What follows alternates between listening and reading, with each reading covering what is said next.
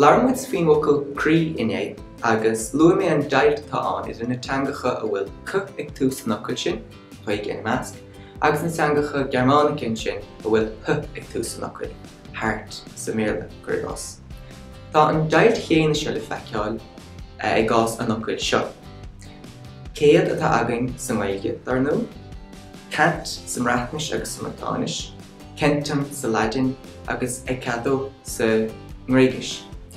Mar a bhfuil leo seo ar fad, tá th againn ríist na teangacha Gearmánice. 100 an Bhéaloidh, 100 an na Holanise agus 100 na Gearmániche. Spéisiú go leor tá an réad chéanna ag na focail seo leog, idir na cín dar tús c agus na cín dar tús th. Ach ahrú é seo a tharla i bhfad siar is stair na teangacha Gearmánice, gur aithrig an uaim c ina th dóibh.